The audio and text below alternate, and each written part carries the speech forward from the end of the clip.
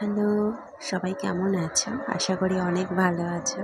আর আজকে আমি তোমাদেরকে দেখাবো কম তেলে কিভাবে বেগুন ভাজা হয়। হ্যাঁ, ঠিকই শুনেছ, কম তেলে। আমি প্রথমে বেগুনটাকে কিন্তু কেটে নিয়েছি যেভাবে কাটে। তারপরে আমি এতে হলুদ, নুন এবং একটু চিনিও মিশিয়েছি। আর কি করে একটু কুড়মুড়ে হবে তার জন্য আমি কিন্তু একটু আটাও মিশিয়েছি। হ্যাঁ, আটা। এরপরে এগুলোকে ভালো করে বেগুনের গায়ে যাতে লাগে সেইভাবেই মিক্স করলাম।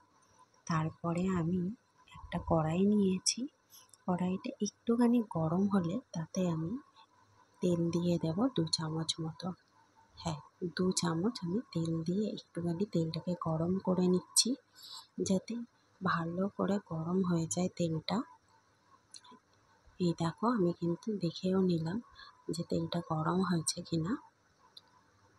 তারপরে আমি এতে মাখানো বেগুনগুলো এক এক করে ছেড়ে দেব। এক এক করে ছেড়ে দিচ্ছি বেগুনগুলো। ছেড়ে দেওয়ার পরে ওলট পালট করে ভালো করে ভেজে নেব। দেখো, আমি চেপে চেপে একটু কড়ার গায়ে ভালো করে চাপছি যাতে ভালো করে ভাজাটা হয়। আর এই যে ভাজাও হয়ে গেছে খুব সুন্দর করে। আমি ভালো করে এপিট ওপিট করে চেপে চেপে ভেজে নিয়েছি।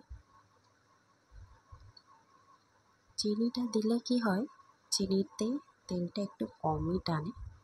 আর একটু ক্রিস্পি হওয়ার জন্য আমি আটাটা ওর সাথে মিশিয়েছিলাম।